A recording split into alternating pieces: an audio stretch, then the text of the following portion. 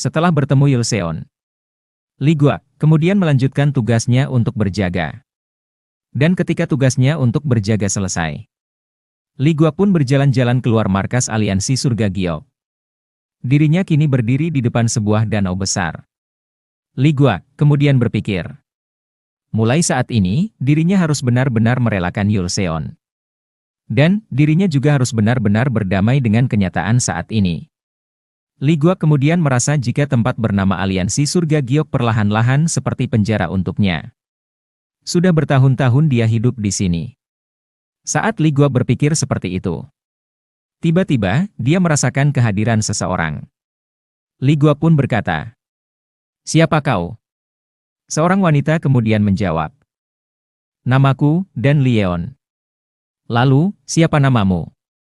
Li Guak terdiam sejenak. Dia tahu siapa orang yang kini ada di depannya. Sebagai orang yang sudah hidup lama di aliansi surga Giok, dirinya tentu tahu siapa Dan Lieon. Dan Lieon merupakan murid ketiga Jia Hongcheon, pemimpin aliansi surga Giok. Jia Hongcheon memiliki 3 murid, yaitu Yongcheon Myeong, Won Dae-yun, lalu Dan Lieon.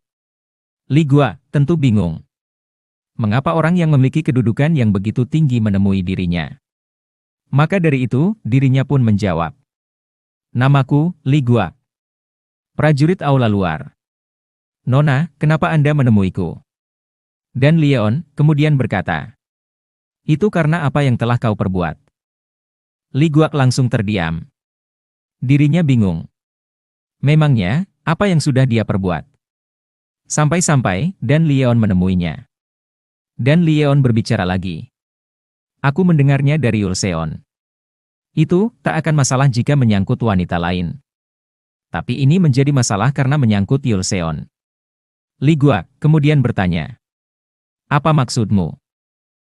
Dan Lieon menjawab, "Senior tertuaku memiliki perasaan padanya. Seniorku adalah orang yang menyeramkan. Dia tak akan membiarkan lolos orang yang mengganggu atau mendekati Yulseon. Jika kau tak ingin mendapat masalah, jauhi Yulseon." Li Guak kemudian menjawab, "Aku akan melakukan apapun yang ku mau. Nona, tolong pikirkan masalah Anda sendiri. Kalau Anda sudah selesai, saya akan pergi." Dan Lieon kemudian melihat Li Guak yang sedang berjalan pergi. Dirinya merasa heran. Li Guak tak terintimidasi sama sekali olehnya. Seolah-olah, Li Guak memiliki keberanian yang besar. Dan Lieon lalu memperhatikan tubuh Li Guak. Menurut pengamatannya, Li Guak memiliki tubuh yang bagus untuk seorang seniman bela diri. Namun, sepertinya Li Guak sudah cukup dewasa. Dan Lieon menyayangkan hal ini. Seandainya Li Guak masih sangat muda, dirinya akan merekomendasikannya kepada guru yang tepat. Dan Lieon kemudian berkata, "Kau saat ini seorang anggota aula luar, kan? Akan ada misi keluar aliansi sebentar lagi. Jika kau merasa terjebak di aliansi, bukan ide yang buruk untuk mengikuti misi tersebut. Jaga dirimu baik-baik." Setelah berbicara, Dan Lieon kemudian pergi. Di malam harinya, Li Guak kembali berlatih. Setelah cukup lama berlatih, dirinya kemudian membuat ki pedang yang berbentuk bunga. Li Guak kemudian mengayunkan pedangnya dan menghancurkan ki bunga tersebut. Li Guak kemudian berkata, "Selamat tinggal, Yulseon." Keesokan paginya, Seo Jongmyeong menemui Li Guak. Seo Jongmyeong kemudian mengatakan jika bulan depan akan ada misi untuk aula luar, dirinya dan juga Li Guak akan mengikuti misi tersebut. Li Guak tentu kaget. Pasalnya, pemberitahuan ini sangat mendadak. Seo Jongmyeong lalu menjelaskan, "Aula luar akan diberitahu tentang misi ini 3 minggu lagi. Karena kau anggota satu-satunya yang kupunya, aku memberitahumu lebih dulu." Li Guak semakin bingung. Dirinya pun berkata, "Ketua, tolong jelaskan dengan kata-kata yang bisa ku mengerti." Seo Jongmyeong lalu menjawab, "Intinya, hanya itu yang harus kau tahu. Kita juga tak akan kembali ke aliansi selama 2 atau 3 tahun." Li Guak tiba-tiba teringat ucapan Dan Lieon kemarin. Lalu dirinya bertanya-tanya, bagaimana bisa Seo Jongmyeong mendapatkan informasi yang sama seperti Dan Lieon yang memiliki status yang sangat tinggi. Li Guak merasa jika latar belakang Seo Jongmyeong mungkin jauh lebih tinggi dari yang sebelumnya dia kira. Seo Jongmyeong berbicara lagi. Ini kesempatan yang bagus untuk mengetahui dunia luar selama 2 tahun ke depan. Kita harus mengambil kesempatan ini. Kau pasti tak akan menyesal jika mengambil kesempatan ini. Li Guak lalu bertanya. Tapi, kemana kita akan pergi? Aku tahu ini rahasia, tapi karena aku satu-satunya anggotamu. Beritahu aku sedikit lagi. Seo Jongmyeong menjawab dengan ekspresi yang menyebalkan. Apa kau pikir aku akan memberitahumu? Li Guak menjawab singkat. Tentu saja tidak akan. Seo Jongmyeong kemudian melanjutkan. Jika kau sudah tahu untuk apa bertanya lagi. Jangan buang-buang waktuku. Setelah memberitahu Li Guak, Seo Jongmyeong pun pergi. Di siang harinya, Li Guak berjalan-jalan di daerah kumuh. Daerah kumuh berada di luar markas aliansi Surga Giok.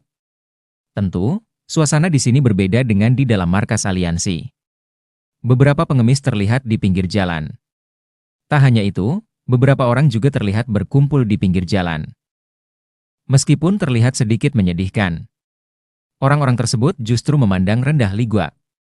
Salah satu dari mereka berkata, jika kau masuk aliansi Surga Giok, setidaknya kau harus menjadi anggota pelataran dalam, atau pelataran utama. Lalu orang yang ada di sebelahnya menjawab, aku tahu itu. Dibanding hidup menjadi anggota aula luar, masih lebih baik hidup bebas seperti ini. Li Guak jelas mendengar ucapan kedua orang tersebut.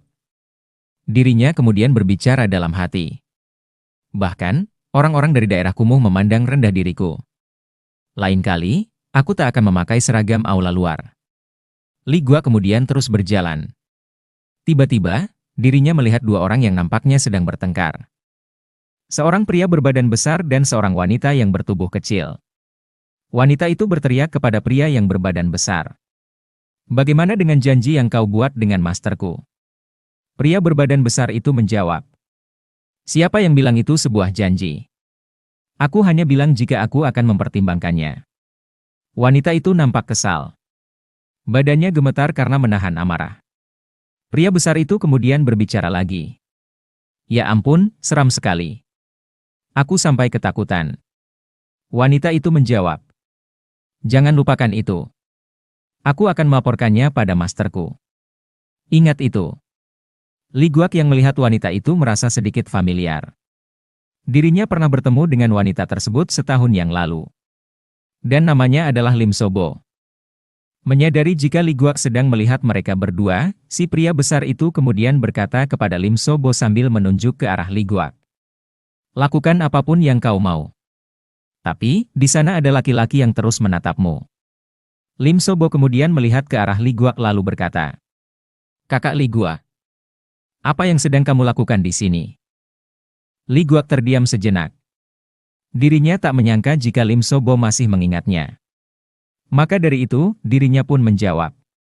Aku sedang ada beberapa urusan di sini. Si pria besar kemudian berkata pada Lim Sobo. Kenapa kau sangat sopan padanya, bahkan menyebutnya kakak? Sedangkan kau kadang-kadang menyebutku paman. Lim Sobo menjawab. Itu jelas. Karena kau lebih tua. Pria besar itu kemudian menggoda Lim Sobo. Apa mungkin kau menyukainya? Lim Sobo menjawab. Jangan berkata yang tidak perlu. Li Guak yang sedari tadi mengamati pria besar itu berpikir. Siapa pria besar ini? Rasanya dia bukan orang yang biasa-biasa saja. Menyadari Li Guak sedang mengamatinya. Pria besar itu berkata. Tidak perlu begitu waspada. Namaku, Nam Woo Giong. Kalau kau? Li Guak pun menjawab. Namaku, Li Guak. Nam Woo Giong lalu berkata. Senang berkenalan denganmu, Li Guak. Aku punya saran untukmu. Lebih baik, kau tidak bergaul dengan gadis itu.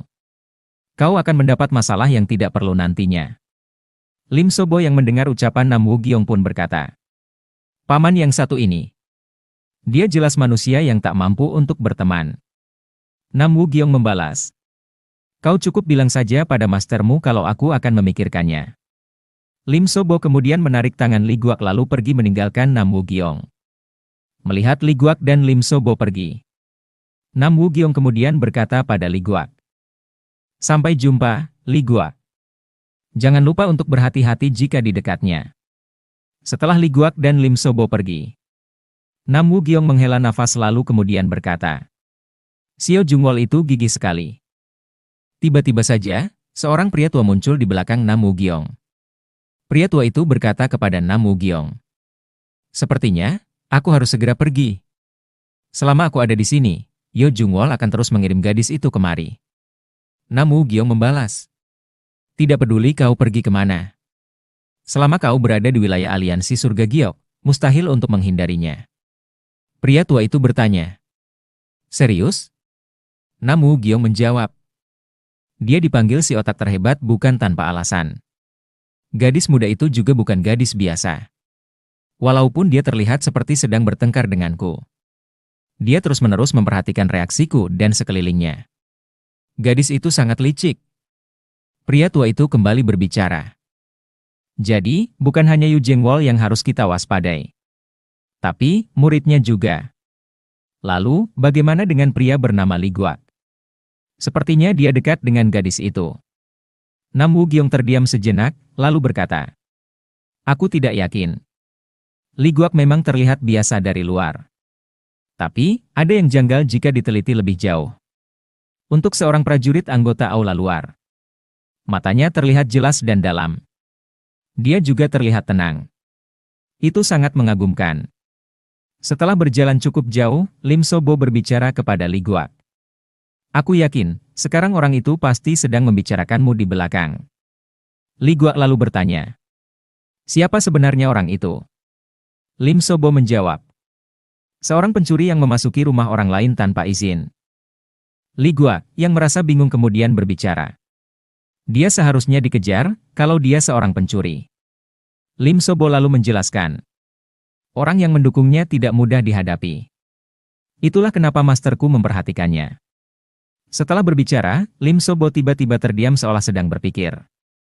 Melihat hal ini, Li Guak pun bertanya. Apa ada masalah? Lim Sobo tiba-tiba tersadar dari lamunannya. Lalu berkata, kakak, kau banyak berubah, ya. Aura di sekitarmu terasa berbeda. Li Guak tentu kaget dengan ucapan Lim Sobo. Gadis ini ternyata sangat teliti. Maka dari itu, Li Guak pun berpura-pura tidak tahu dan mencoba mengubah topik pembicaraan. Benarkah? Aku saja tidak menyadarinya. Terakhir kali kau melihatku, setahun yang lalu, benar kan? Lim Sobo kemudian menjawab dengan wajah yang penuh percaya diri. Benar. Aku tidak pernah melupakan orang yang pernah kutemui. Li Guak lalu memuji Lim Sobo. Kau hebat. Wajah Lim Sobo terlihat semakin sombong. Bahkan masterku tak pernah menang dariku dalam hal kekuatan ingatan. Setelah itu, Lim Sobo terdiam sebentar, lalu berbicara lagi. Kakak, kemana kau pergi selama ini? Aku tak pernah melihatmu dimanapun. Apa ada sesuatu yang terjadi, yang sampai membuatmu berubah? Li Guak lalu menjawab. Tidak ada yang terjadi. Aku hanya terjebak di aula luar. Lim Sobo kemudian memaksa Li Guak untuk menceritakan kehidupannya. Namun, saat berada di persimpangan jalan, adik Lim Sobo, yaitu Lim Jimun, datang dan meminta maaf kepada Li Guak karena kakaknya begitu cerewet. Li Guak tentu mengingat Lim Jimun. Maka dari itu, dirinya pun bertanya kepada Lim Jimun. Hei, nak. Kau tidak dipukuli oleh teman-temanmu lagi, kan?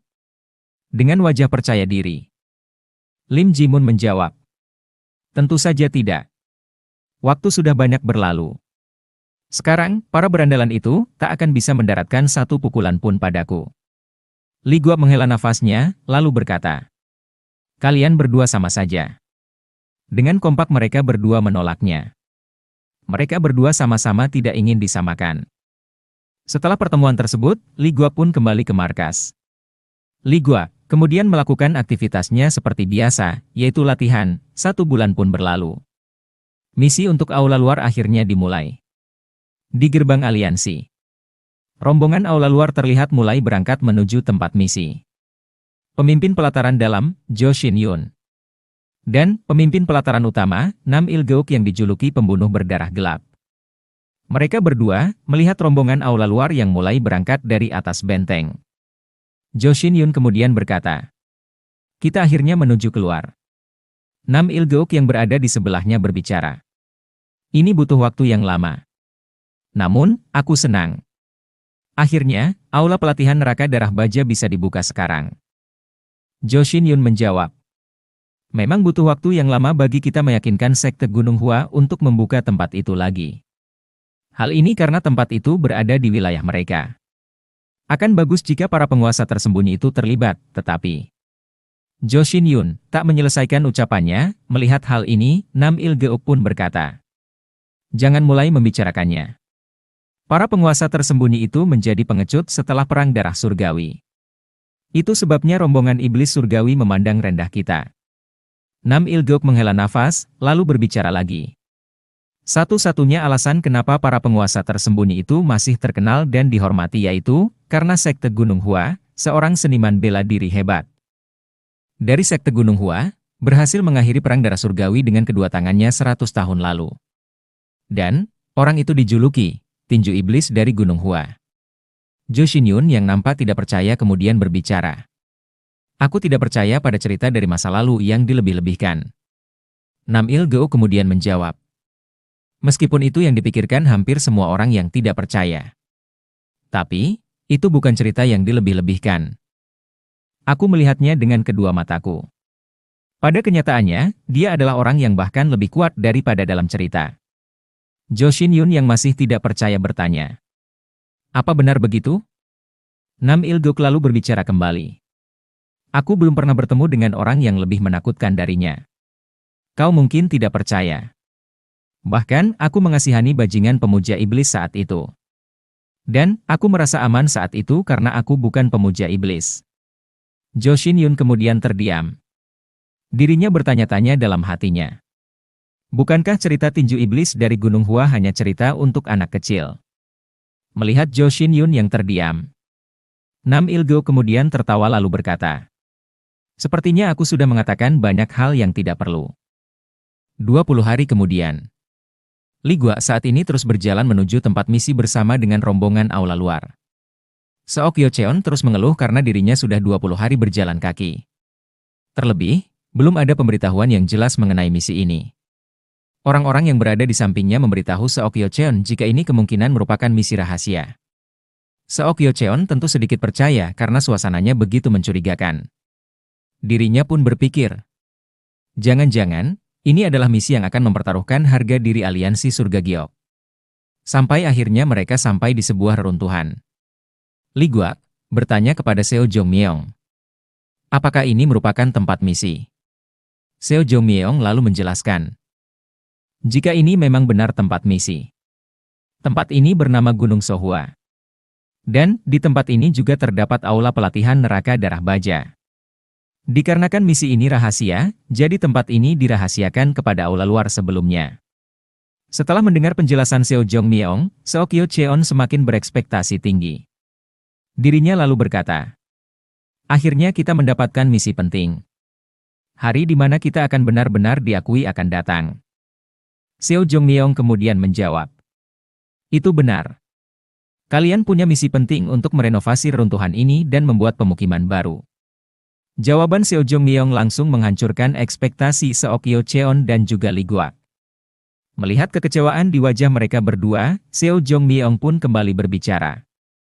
Jangan khawatir, kalian berdua hanya perlu melakukan apa yang diperintahkan mandor. Ini adalah tugas mulia. Li Gua dan Seok Yeocheon terlihat semakin kecewa. Pasalnya, mereka datang jauh-jauh hanya untuk merenovasi rumah. Li Gua kemudian berkata, kami berharap mendapat tugas yang lebih penting. Seo Jongmyeong kemudian menepuk pundak Li Gua sambil berkata, aku percaya padamu. Aku yakin kau akan baik-baik saja tanpa aku. Aku benci membangun rumah, jadi tolong kerjakan bagianku juga. Wajah Li Gua semakin kecewa. Semua ini karena ekspektasi yang tinggi. Melihat hal ini, Seo Jongmyeong berbicara lagi. Kau juga harus membuatnya sebaik mungkin. Tempat ini juga tidak termasuk dalam wilayah kekuasaan aliansi surga giok. Beberapa seniman bela diri muda dari beberapa sekte akan datang ke sini. Tempat ini akan menjadi Jiang Humini. Li Gua terdiam sejenak. Ini tidak seburuk yang dia kira. Dirinya bisa mengamati seni bela diri dari beberapa seniman bela diri muda yang akan datang ke sini. Li Gua pun berkata, itu terdengar keren. Seok Yeocheon, yang berada di sebelahnya membalas. Apanya yang keren? Kita hanya akan jadi pesuruh. Meskipun begitu, Li Gua tetap merasa optimis. Jika dia bisa melihat kemampuan seniman bela diri yang nanti akan datang ke sini. Tentu, ini akan menjadi motivasi untuknya agar bisa menjadi lebih kuat. Seo Jong-yeong kemudian berkata jika dirinya akan pergi, dan menyuruh Li Guak bergabung dengan regu pasukan lain. Dirinya juga meminta tas ransel miliknya yang dibawa Li Guak. Jadi, selama perjalanan ke sini, Li Guak membawa 2 tas ransel. Tas ransel miliknya dan milik Seo Jong-yeong. Saat Seo Jong-yeong pergi, Seok Yeocheon berkata kepada Li Guak. Apa-apaan dengan ketua pasukanmu? Bukannya dia anggota aula luar. Dia meninggalkan satu-satunya anggota pasukannya lalu pergi. Benar-benar tidak bertanggung jawab. Li Guak yang mendengar ucapan Seok Yeocheon hanya diam. Keesokan harinya, Li Guak terlihat sedang menebang sebuah pohon. Sementara itu, Seok Yeocheon sedang mengeluh karena dirinya tak biasa menggunakan kapak. Cebong, yang berada di sebelahnya terlihat penasaran mengenai Li Guak dan bertanya kepada Seok Yeocheon. Pasalnya, Li Guak terlihat begitu bertenaga saat menebang pohon. Seolah-olah memiliki tenaga dalam yang besar. Seok Yeocheon kemudian menjelaskan jika Li Guak sedang berusaha keras untuk melupakan Yulseon. Cebong menjadi sedikit kebingungan. Sepertinya, bukan itu alasannya. Tiba-tiba, pohon yang ditebang Li Guak jatuh di tempat mereka berdua berdiri. Mereka bertiga kemudian memotong kayu pohon tersebut untuk dijadikan pondasi rumah. Saat mereka melakukan ini, Mandor datang untuk melihat-lihat. Mandor itu kemudian berkata, walaupun kalian tahu seni bela diri, tapi kerja kalian sangat buruk. Kerja lebih keras dan lebih cepat. Seok Yeocheon yang mendengar ocehan Mandor, lalu berkata, Mandor sialan. Kalau dia bisa melakukannya lebih baik. Seharusnya, dia yang melakukannya sendiri. Mandor yang mendengar keluhan Seok Yeocheon itu kemudian berkata, aku bisa mendengarmu.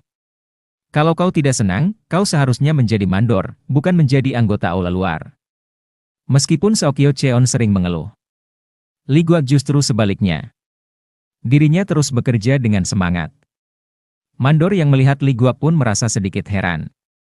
Pasalnya, bukan hanya Seok Yeocheon yang terlihat tidak puas dengan pekerjaan ini. Tapi, hampir semua anggota aula luar. Bedanya, yang lain tidak mengeluh seperti Seok Yeocheon. Jadi, Mandor agak sedikit heran melihat Li Guak.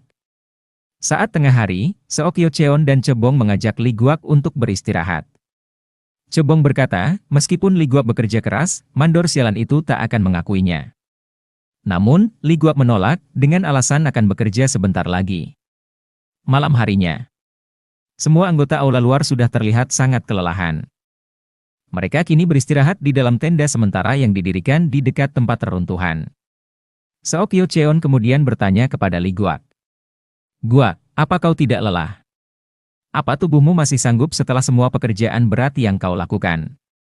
Seok Yeocheon sebenarnya agak khawatir karena Li Guak baru sembuh dari lumpuh. Li Guak pun menjawab, memang melelahkan, tapi bagiku ini menyenangkan. Seok Yeocheon kembali bertanya, apa kerja paksa ini menyenangkan untukmu? Li Guak pun tertawa. Seok Yeocheon lalu berbicara lagi. Sebaiknya kau jangan jadi seniman bela diri di kehidupanmu selanjutnya. Lebih baik kau menjadi teknisi atau semacamnya. Keesokan harinya, Li Guak kembali bekerja dengan penuh semangat. Kali ini, dirinya memasang paku, lalu merenovasi tembok rumah. Meskipun terlihat melelahkan, tapi Li Guak tak merasa kelelahan. Dirinya justru merasa senang. Hal ini karena dirinya bisa terbebas sementara dari markas aliansi surga Giok. Jadi, ini semacam liburan untuknya. Mandor yang sudah mengamati Li Guak dari kemarin, menghampirinya lalu berbicara. Karena kekurangan tenaga kerja, Mandor meminta Li Guak untuk membantunya di bagian teknisi. Li Guak pun mengiyakan. Keesokan harinya, pekerjaan Li Guak bertambah banyak. Mulai dari memasang beberapa ornamen, sampai memahat. Beberapa hari kemudian, Beberapa rumah layak huni pun sudah mulai terbentuk. Mandor kemudian memuji kerja keras dan keterampilan Li Guak yang bisa dibilang sangat bagus. Mandor juga menawari Li Guak untuk bergabung di bagian produksi dan menyuruhnya keluar dari aula luar. Namun, Li Guak menolaknya. Setelah percakapan singkat tersebut, Mandor kemudian mengajak Li Guak untuk menemui seseorang. Li Guak pun mengiyakan ajakan Mandor. Setelah berjalan cukup jauh, mereka berdua pun bertemu dengan seorang pria tua. Pria tua itu kemudian memperkenalkan diri. Namanya adalah M.A. Duon. M.A. Duon adalah orang yang memiliki keahlian dalam bidang mekanisme jebakan. Alasan M.A. Duon meminta Mandor untuk membawa Li Guak adalah karena dirinya butuh asisten. Setelah berbincang selama beberapa saat, Mandor pun pergi meninggalkan Li Guak bersama M.A. Duon. M.A. Duon lalu mengajak Li Guak pergi ke dalam sebuah gua. Li Guak tentu bertanya mengenai gua ini. M.A. Duon lalu menjelaskan jika gua ini adalah aula pelatihan neraka darah baja. Dan, dirinya bertugas untuk membetulkan mekanisme jebakan yang sudah rusak. Pasalnya, aula pelatihan neraka darah baja sudah ada dari 100 tahun lalu. Tentu, akan ada jebakan atau formasi yang rusak. Karena dikejar waktu, M.A. Duon membutuhkan seorang asisten. Maka dari itu, dirinya merekrut Li Guak sebagai asistennya. M.A. Duon dan Li Guak pun memasuki aula pelatihan neraka darah baja. Terdapat sebuah lantai yang terbuat dari susunan batu di dalam aula. M.A. Duon kemudian memperingatkan Li Guak. Kau harus mengikuti langkah yang aku pijak sekarang. Jika tidak, aku tidak menjamin keselamatanmu. Li Guak tentu merasa heran. Bukankah tempat ini sudah ada sejak 100 tahun lalu? Apa jebakannya masih aktif? M.A. Duon lalu melemparkan sebuah kerikil ke arah lantai batu tersebut. Tanpa Li Guak duga, beberapa anak panah melesat keluar dari samping. Li Guak tentu terkejut. Bagaimana jika ada seseorang yang tidak sengaja menginjaknya? M.A. Duon kemudian berbicara. Walaupun beberapa jebakan sudah tidak berfungsi karena usia, kebanyakan jebakan sebenarnya masih berfungsi dengan baik. Li Guak yang menjadi penasaran bertanya. Tapi, bagaimana cara kerja jebakan ini? M.A. Duon membalas. Pegas yang berada di bawah tanah akan bereaksi jika ada berat di atasnya. Sebenarnya rumit jika dijelaskan lebih jauh. Intinya, kau cukup mengikuti langkahku saja. M.A. Duon kemudian melangkahkan kakinya ke atas lantai batu. Li Guak pun mengikuti setiap langkah M.A. Duon dengan sangat hati-hati. Semakin dalam memasuki aula pelatihan neraka darah baja, Li Guak semakin terheran-heran. Pasalnya, pemandangan di depan matanya sangat mengejutkan. Roda gigi yang tak terhitung jumlahnya ada di sana. Serta besi baja yang masih sangat kokoh juga ada di sana. Li Guak yang penasaran pun bertanya. Apa ini? M.A. Duon menjawab sambil memeriksa roda gigi yang patah. Ini adalah inti dari jebakan yang ada di sini. Jika rusak maka beberapa jebakan tak berfungsi dengan baik. M.A. Duon terdiam sebentar sambil mengambil roda gigi yang rusak. Lalu, dirinya berbicara lagi. Ambilkan sesuatu yang mirip seperti ini dari tasku. Li Guak pun mengambil roda gigi yang serupa dengan yang dipegang M.A. Duon dari tas. M.A. Duon kemudian memasangkan roda gigi baru itu ke dalam inti jebakan. Li Guak melihat semua prosesnya dengan antusias. Dirinya jadi ingin lebih tahu mengenai mekanisme jebakan. Maka dari itu, Li Guak pun berpikir, ini adalah kesempatan untuk mempelajarinya. Setelah selesai memperbaiki mekanisme jebakan tersebut, M.A. Duon berkata, ikuti aku. Ada hal yang lebih menarik untuk kau lihat. Li Guak dengan penuh antusias mengiyakan ajakan M.A. Duon. Mereka berdua terus berjalan semakin dalam. Saat berjalan, Li Guak terus memperhatikan langkah M.A. Duon. Dirinya tidak lengah sedikit pun. Li Guak juga sesekali melihat-lihat ke arah kanan dan kiri, mengamati struktur aula pelatihan ini. Li Guak lalu melihat ada sebuah patung yang menyeramkan. Dirinya kemudian berpikir, jika dirinya salah melangkah, patung tersebut bukan tidak mungkin akan mengeluarkan panah ke arahnya. M.A. Duon kemudian berhenti, nampaknya di depannya ada mekanisme jebakan yang rusak. Kali ini, Li Guak langsung menawarkan diri untuk membantu. Dengan arahan M.A. Duon, Li Guak pun berhasil memperbaikinya.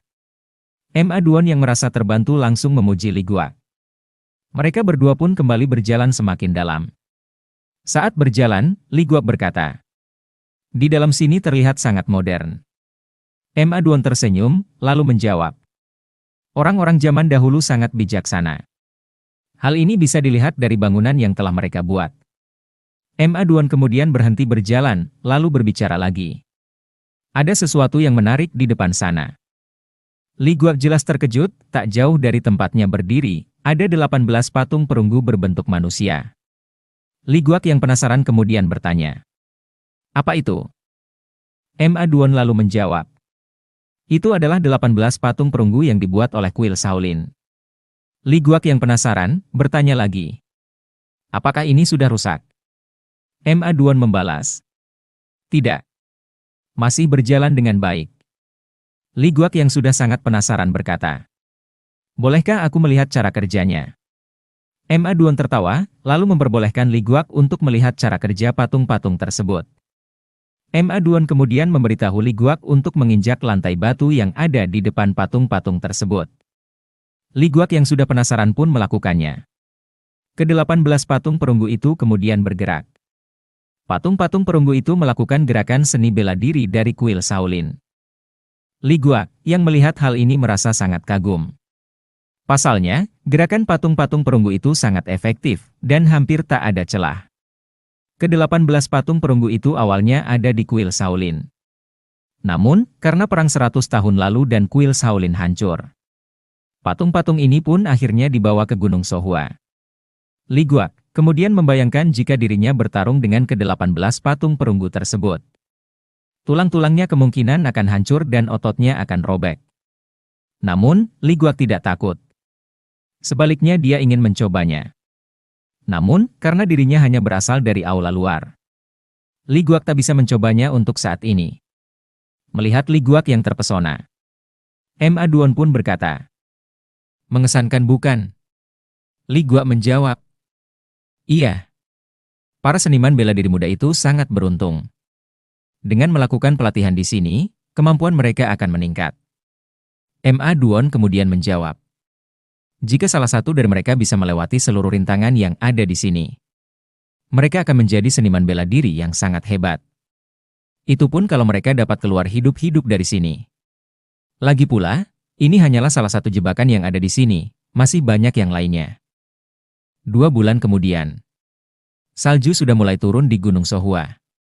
Beberapa kereta kuda mulai berdatangan. Kereta-kereta kuda itu membawa para seniman bela diri muda yang akan berlatih di aula pelatihan neraka darah baja. Para seniman bela diri muda itu nampak sangat antusias. Mereka sangat ingin bertambah kuat. Cebong, yang melihat mereka kemudian berkata, "Mereka sangat beruntung. Kalau saja aku lebih muda, aku bisa berlatih di aula pelatihan neraka darah baja." Seok Yo Cheon yang berada di sebelahnya menjawab, "Kau tak akan bisa mewujudkannya meskipun kau lebih muda. Tempat ini tidak diperuntukkan untuk semua orang." Seok Yo Cheon kemudian terdiam sebentar lalu kembali berbicara. "Kita sudah bekerja keras untuk membangun pemukiman baru ini. Berpikir jika kita tidak bisa menggunakannya, sungguh menyebalkan." Berbeda dengan mereka berdua, Li Guak justru tetap diam dan mengamati setiap seniman bela diri muda yang datang. Dirinya kemudian berbicara dalam hati, "Tidak perlu iri. Aku akan jadi lebih kuat dengan jalanku sendiri." Setelah beberapa saat, kereta kuda terakhir akhirnya datang.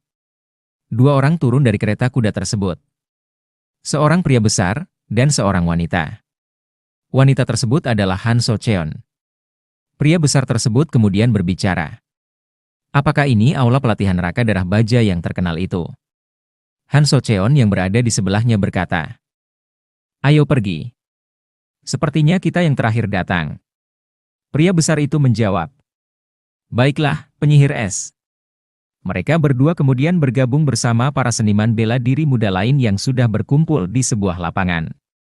Li Guak yang melihat Han So Cheon, bertanya-tanya dalam hatinya, "Itu Han So Cheon? Aku tidak salah lihat kan?" Pasalnya, aura Han So Cheon tampak berubah jika dibandingkan saat terakhir kali mereka bertemu. Tiba-tiba, seorang pria yang memakai topeng berteriak kepada seluruh seniman bela diri muda yang sudah berkumpul, "Perkenalkan, aku adalah kepala instruktur dari aula pelatihan neraka darah baja. Aku akan memberikan pelatihan yang keras. Kalian hanya perlu melakukan apa yang kuminta. Aku tidak akan menerima keluhan apapun. Jika kalian tidak menerima persyaratanku, kalian bisa meninggalkan tempat ini sekarang juga. Setelah mengucapkan perkenalan tersebut, pria yang memakai topeng itu lalu memperkenalkan beberapa orang yang sama-sama menggunakan topeng. Orang-orang itu adalah instruktur yang merupakan bawahannya.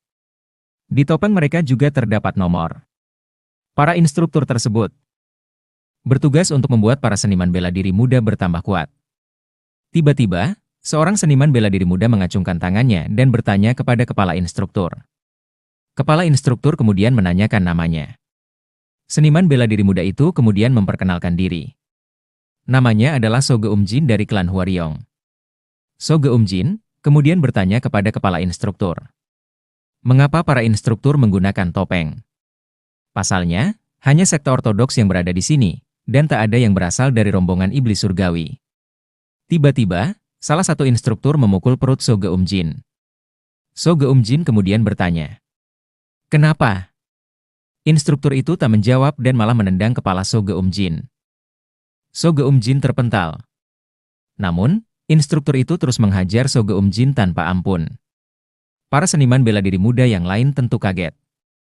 Jika hal ini terus berlanjut, Soge Umjin bisa mati. Namun, saat mereka akan mencoba menyelamatkan Soge Umjin, instruktur yang lain menghalangi mereka. Salah satu instruktur yang menghalangi mereka berkata, "Bantulah dia jika kalian bisa menang melawan kami." Sontak, nyali seniman bela diri muda yang lain langsung ciut. Mereka hanya bisa melihat Soge Umjin terus dipukuli. Setelah Soge Umjin terkapar, kepala instruktur kemudian berbicara lagi. "Kalian pasti penasaran kenapa kami menggunakan topeng. Alasannya agar kalian tak berharap kalau kami akan memberi keringanan atau belas kasihan selama pelatihan." Sontak, sebagian besar para seniman bela diri muda itu kaget. Kepala instruktur lalu berbicara lagi. "Tidak ada yang peduli kalau kalian mati di sini. Topeng ini memberi keleluasaan untuk membunuh siapapun tanpa izin." Sebagian seniman bela diri muda kini tampak menyesal karena sudah datang kemari. Namun, pria besar yang datang bersama Hanso Cheon justru tampak bersemangat setelah mendengarkan pidato kepala instruktur. Pria besar itu kemudian berkata, "Tempat ini sangat menarik." Kepala instruktur kemudian melanjutkan pidatonya mengenai pentingnya pelatihan ini. Di sela-sela pidato itu, Hanso Cheon menatap ke arah Li Guak. Di saat yang bersamaan, Li Guak juga menatap ke arah Hanso Cheon. Pandangan keduanya bertemu. Sekarang, giliran Hanso Cheon yang bertanya-tanya dalam hatinya. Apakah dia sudah sembuh dari lumpuh dan sudah bisa bergerak lagi? Menyadari tatapan Hanso Cheon yang penuh tanda tanya, Li Guak pun yakin jika itu adalah Hanso Cheon. Maka dari itu, Li Guak pun berjalan ke arah Hanso Cheon dan mencoba memanggilnya. Namun, Hanso Cheon menyadari jika orang-orang yang sudah membawanya kemungkinan akan membahayakan Li Guak. Merasa akan membahayakan Li Guak, Hanso Cheon pun berpaling. Li Guak yang baru saja memanggilnya merasa heran. Namun, hal yang tak diduga terjadi. Seorang seniman bela diri muda terlihat tak senang melihat Li Guak yang seolah-olah sedang memanggil seseorang. Seniman bela diri muda itu membentak Li Guak. "Ngomong apa kau?" Li Guak kemudian meminta maaf sambil tersenyum. Bagaimanapun orang itu adalah seniman bela diri muda yang terpilih untuk mengikuti pelatihan. Tentunya, orang itu memiliki latar belakang yang bagus. Li Guak tak ingin membuat masalah untuk saat ini. Jadi, dirinya meminta maaf. Orang itu kembali membentak Li Guak. "Perasaanku sedang buruk. Berhentilah tersenyum." Li Guak pun terdiam sebentar. Orang tersebut sangat angkuh meskipun masih muda. Terlebih, Hanso Cheon sedang melihat ke arahnya, kejadian ini sungguh memalukan bagi Li Guak. Namun, Li Guak tak ingin memperpanjang hal ini lebih jauh. Dirinya belum cukup kuat untuk saat ini. Dirinya kemudian meminta maaf lagi lalu pergi. Malam harinya, Li Guak tak bisa tidur. Dirinya terus memikirkan Hanso Cheon. Hanso Cheon sepertinya sangat berbakat, sampai-sampai mengikuti pelatihan ini. Li Guak merasa kalau Hanso Cheon menghindarinya karena perbedaan status. Meskipun begitu, Li Guak bukan orang yang tidak tahu terima kasih. Buku yang diberikan Hanso Cheon lah yang membuat dirinya bisa berjalan lagi.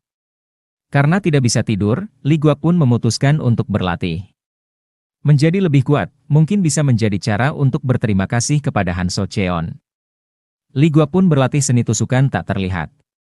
Karena Seo Jong Myeong jarang mengunjunginya. Li Guak memiliki keleluasaan dalam berlatih. Setelah beberapa jam berlatih, Li Guak terbaring sambil menatap langit malam. Dirinya berpikir, jika latihannya lambat berkembang akhir-akhir ini, semakin dirinya bertambah kuat. Kemajuannya terasa lambat. Setelah selesai beristirahat, Li Guak kembali ke dalam kamarnya. Tak berselang lama, Seo Jong Myeong pun datang mengunjunginya. Seo Jong Myeong kemudian berkata, "Apa kau terus berlatih meskipun sedang berada di sini? Apa kau tidak lelah?" Li Guak pun hanya tersenyum. Seo Jong Myeong kemudian berbicara lagi. "Kau terlihat sudah berkembang belakangan ini. Dan, ku dengar Mandor juga selalu mengamatimu." Li Guak pun tertawa lalu menjawab, "Semuanya terjadi begitu saja." Seo Jong Myeong kemudian memuji Li Guak. "Kurasa orang Lamban juga memiliki keunggulannya sendiri." Li Guak lalu menjawab dengan wajah percaya diri. "Ketua, kau harus memperlakukanku dengan baik. Bisa jadi, kau kehilangan satu-satunya anggota pasukanmu. Para mandor itu selalu mengajakku bergabung dengan mereka." Seo Jong Myeong terdiam dan tak bisa berkata-kata setelah mendengar jawaban penuh percaya diri dari Li Guak. Li Guak yang melihat Seo Jong Myeong terdiam tiba-tiba mencium bau darah. Maka dari itu, dirinya pun bertanya, "Ketua, apa kau terluka?" Seo Jong Myeong yang merasa sedikit kebingungan bertanya, "Mengapa kau bisa berpikiran seperti itu?" Li Guak menjawab, "Tidak. Kurasa aku salah paham." Mereka berdua kemudian mengobrol singkat. Setelah itu, Seo Jong Myeong pun pergi. Saat Seo Jong Myeong pergi, Li Guak merasa heran. Pasalnya, dirinya benar-benar mencium bau darah. Keesokan harinya, Li Guak membawa beberapa pedang untuk para seniman bela diri muda yang akan mengikuti pelatihan. Saat Li Guak memberikan pedang-pedang tersebut, kebanyakan para seniman bela diri muda terlihat mengeluh. Pasalnya, pedang yang Li Guak bawa, kualitasnya rendah. Seniman bela diri muda yang kemarin sempat membentaknya, kini kembali membentaknya. Nama seniman bela diri muda itu adalah Geum Siwoo. Alasannya sederhana. Geum Siwoo mengira jika dirinya sangat istimewa dan juga sangat berbakat sehingga diundang untuk berlatih di sini.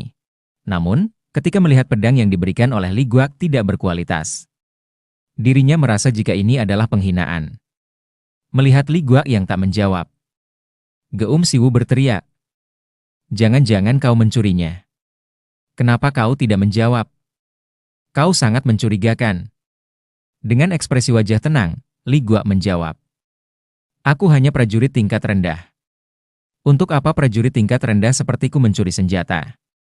Geum Siwoo semakin emosi setelah mendengar jawaban Li Guak. Dirinya kemudian menghunuskan pedangnya, bersiap untuk menyerang Li Guak. Namun, Han So Cheon yang sedang duduk tak jauh dari sana berbicara. "Tolong hentikan." Geum Siwoo yang sudah sangat emosi itu menjawab, "Kau bicara padaku. Apa maksudmu?" Han So Cheon kemudian membalas, "Benar.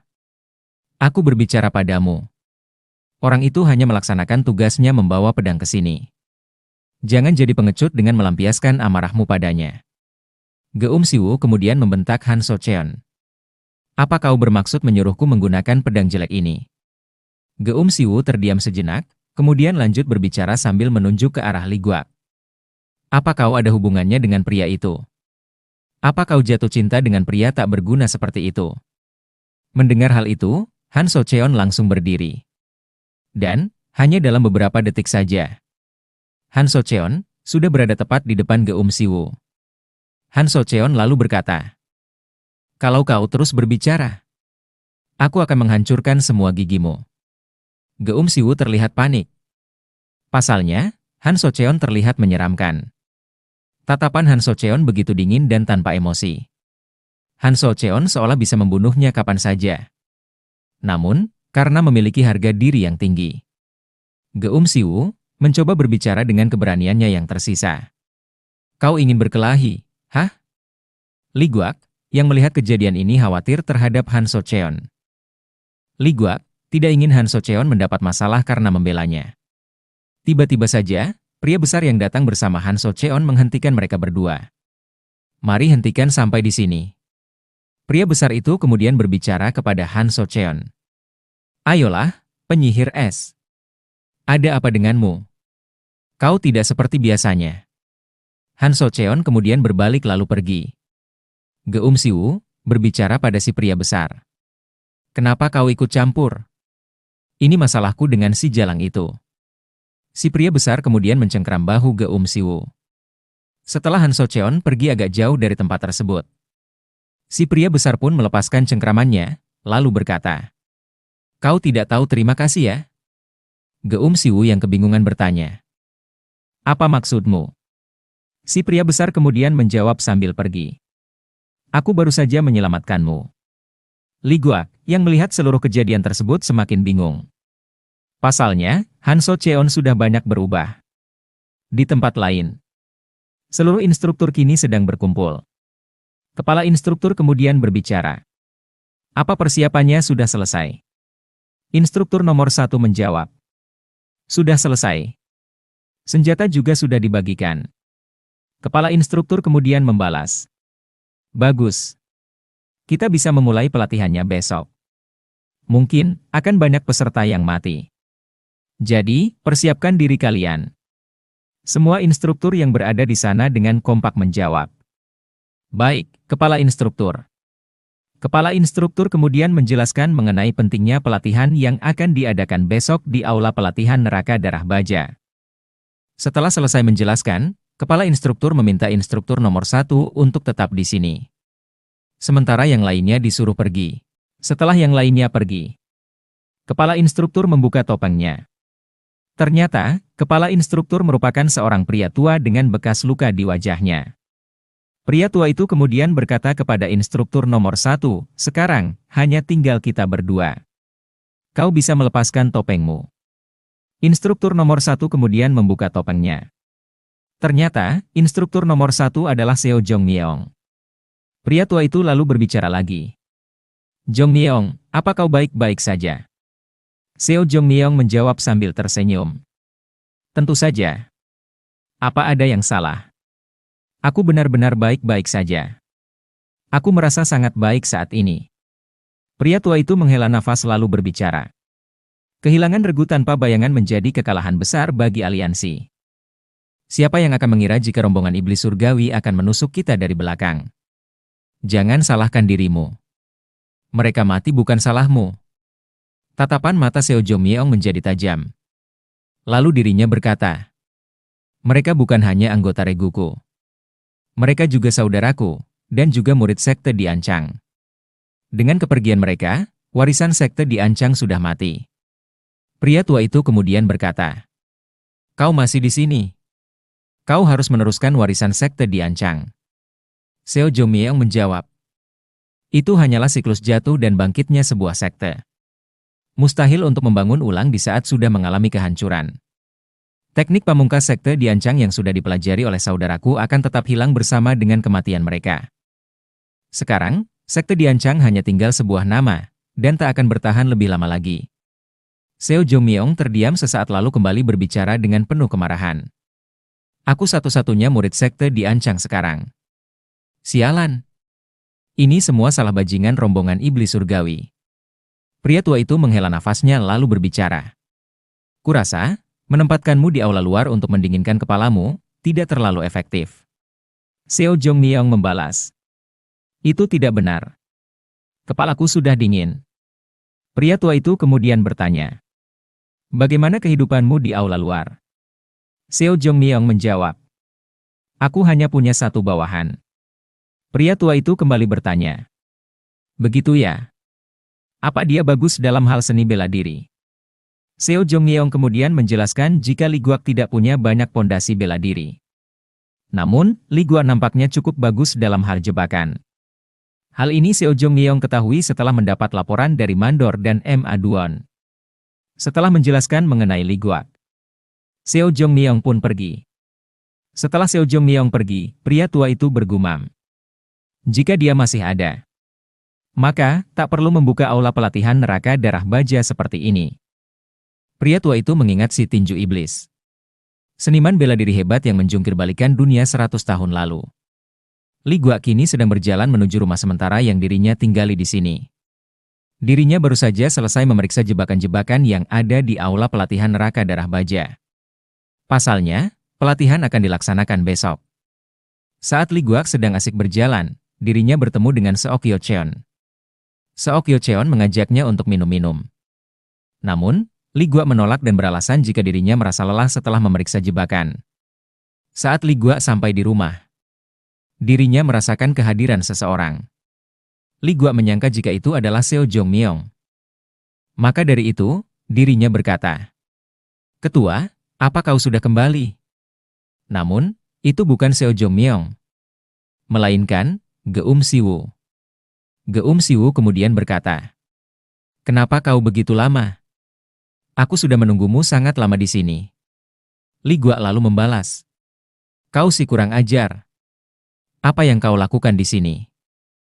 Geum Siwoo dengan wajah penuh percaya diri berkata, "Aku adalah tipe orang yang tidak bisa membiarkan sesuatu selesai begitu saja. Aku kemari untuk membalas penghinaan yang kuterima tadi pagi." Li Gua tentu tidak takut sama sekali. Dirinya lalu menjawab dengan nada acuh tak acuh, "Kau hanya salah paham. Semua peserta juga mendapatkan pedang yang sama seperti yang kau dapat." Mendengar jawaban Li Gua yang terdengar acuh tak acuh, Geum Siwoo semakin emosi. "Bukan itu masalahnya. Aku jadi dipermalukan gara-gara orang sepertimu. Jalang yang membantumu sekarang tidak ada di sini. Aku akan memaafkanmu jika kau berlutut kepadaku 9 kali, lalu aku akan mematahkan lehermu." Li Gua terdiam sejenak. Dirinya berpikir jika bocah yang ada di depannya itu begitu arogan. Li Gua kemudian menjawab, "Bagaimana jika aku tidak mau melakukannya?" Geum Siwoo kaget mendengar jawaban Li Gua. Maka dari itu, dirinya pun berkata, "Apa kau bilang? Berani sekali kau bertingkah seperti itu di hadapanku. Kau hanya seekor anjing yang tidak tahu caranya takut di depan seekor harimau." Geum Siwoo kemudian menyerang Li Gua. Geum Siwoo melancarkan pukulan ke arah wajah Li Gua. Namun, Li Gua seolah menghilang. Geum Siwoo bingung. Tetapi, Li Gua sudah ada di belakangnya. Li Gua kemudian berkata, "Kau sangat lambat. Pergerakanmu terlalu lembut." Geum Siwoo yang sudah sangat marah berteriak sambil melancarkan tendangan ke arah belakang. "Kau hanya beruntung tidak terkena seranganku bajingan." Namun, Li Gua bisa menghindarinya. Karena kesabarannya sudah habis. Geum Siwoo melancarkan serangan yang membabi buta ke arah Li Gua. Di sisi lain, Li Gua menggunakan seni 8 ular. Serangan demi serangan yang Geum Siwoo lancarkan, tak ada satupun yang mengenai Li Gua. Li Gua bisa menghindari semua serangan itu dengan mudah. Sambil terus menyerang, Geum Siwoo bertanya-tanya dalam hatinya, "Bagaimana dia bisa menghindari semua seranganku? Di sekteku, hampir tidak ada yang bisa menghindari seranganku." Geum Siwoo tidak patah semangat. Dirinya terus menyerang Li Gua. Namun, hasilnya tetap sama. Li Gua bisa menghindari semua serangannya dengan mudah. Merasa frustasi, Geum Siwoo kembali berteriak, "Bagaimana kau bisa menghindari semua seranganku?" Li Gua kemudian menendang kaki Geum Siwoo. Geum Siwoo kemudian terjatuh. Saat dirinya mencoba untuk bangkit kembali, sebuah pukulan melesat ke arah wajahnya. Namun, pukulan itu tiba-tiba berhenti. Geum Siwoo merasa takut untuk sesaat. Li Gua jelas tahu jika dirinya sampai menghajar Geum Siwoo, dirinya akan mendapat masalah besar. Jadi, dia menghentikan serangannya. Li Gua kemudian berkata, "Menyerahlah dan kembali ke tempatmu. Aku sudah lelah dan butuh istirahat." Geum Siwoo kemudian bertanya, "Siapa kau sebenarnya?" Li Gua menjawab, "Prajurit aula luar dari aliansi surga Giok." Geum Siwoo terdiam sejenak. Dirinya masih tak menerima kenyataan jika dirinya sudah dikalahkan oleh prajurit aula luar. Maka dari itu, Geum Siwoo kembali berteriak, "Aku hanya kalah karena tidak menggunakan pedang. Kalau aku membawanya, aku tidak mungkin kalah." Li Gua jelas tahu jika harga diri Geum Siwoo sangat tinggi, dan tak akan menerima kekalahan tersebut. Maka dari itu, Li Gua pun menjawab, "Bawalah senjatamu. Aku akan melawanmu kapanpun kau mau. Aku tidak akan mengatakan apapun tentang hal ini kepada orang lain. Jadi, kembalilah ke tempatmu." Geum Siwu pun pergi. Li Gua sengaja mengatakan hal tersebut. Geum Siwu yang memiliki harga diri yang tinggi, tentu tak akan menceritakan mengenai kekalahannya kepada siapapun. Bagi Li Gua, ini adalah solusi terbaik. Orang lain tak akan mengetahui kekuatannya. Jika dirinya sampai menghajar Geum Siwu, bukan tak mungkin orang lain akan curiga terhadapnya. Seorang prajurit aula luar bisa mengalahkan Geum Siwu. Itu terdengar mustahil. Lebih buruknya lagi, dirinya mungkin akan dituduh mata-mata dari rombongan iblis surgawi.